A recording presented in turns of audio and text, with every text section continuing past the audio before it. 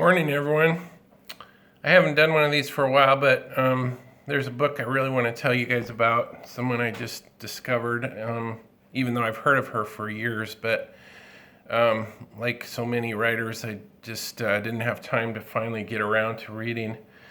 Grace Stone Coates grew up on a farm up in northwestern Montana in the Bitterroot Valley, which is one of the more beautiful parts of Montana. She wrote this collection of stories called Black Cherries back in the 30s, and it's just a remarkable collection. It's interconnected stories, clearly pretty autobiographical.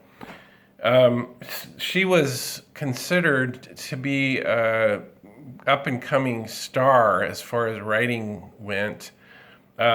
For a 7-year stretch, 20 of her stories were included in the best of American short stories. And John Updike actually included one of the stories from this collection called Wild Plums in his collection of the 100 best stories of the century, the 20th century. So she was considered very talented. And nobody knows exactly why, but she stopped writing right around 1935 and never published anything again, even though she lived for another 40 years.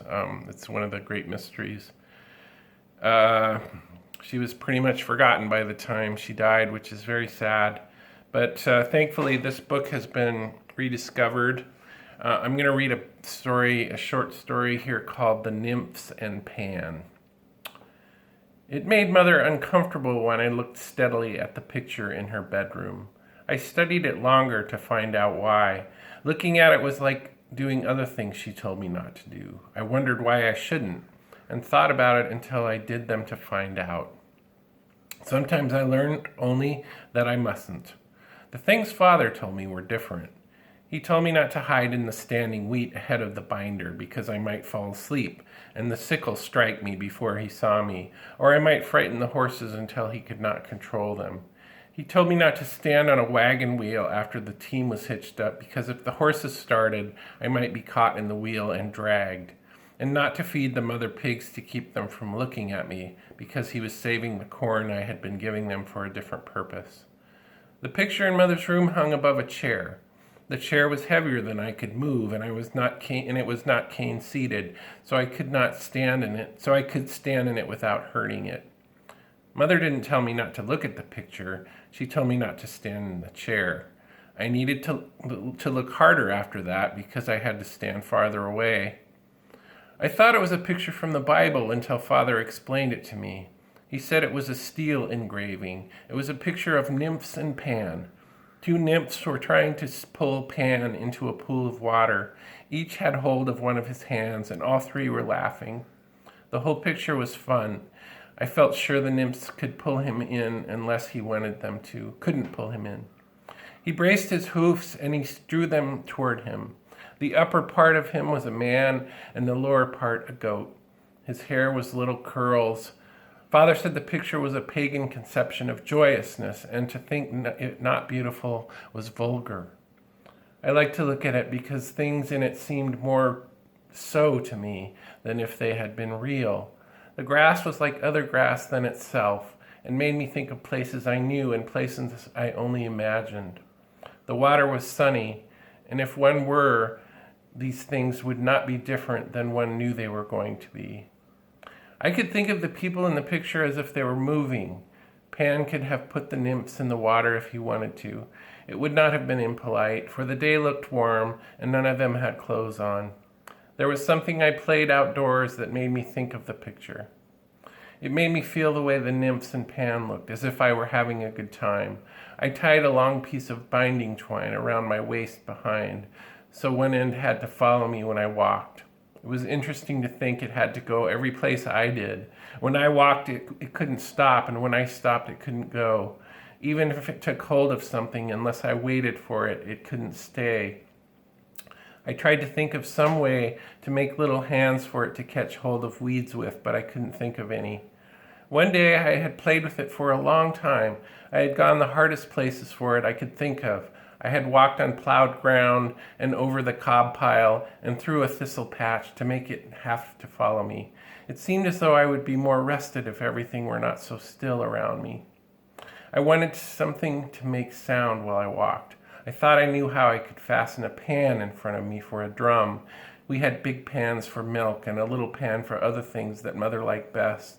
I went to the house to see if Mother was asleep so I could take one without bothering her, but she was awake. She was in the pantry making cookies.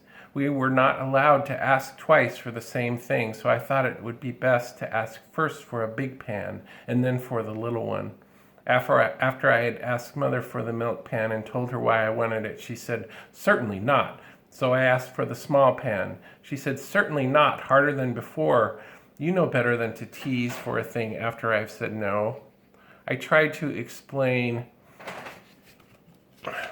that I was asking about different pans, but Mother did not like to have children argue. I went outdoors. I didn't put the string back on me, but sat under the edge of the east porch in the shade. Mother did not want us to ask why when she said no, so I waited until another time to find out why I couldn't have the pan. I asked her that night when she was putting me to bed. She said, "When I tell you you cannot have a thing, that is reason enough, without your bothering me when I am tired."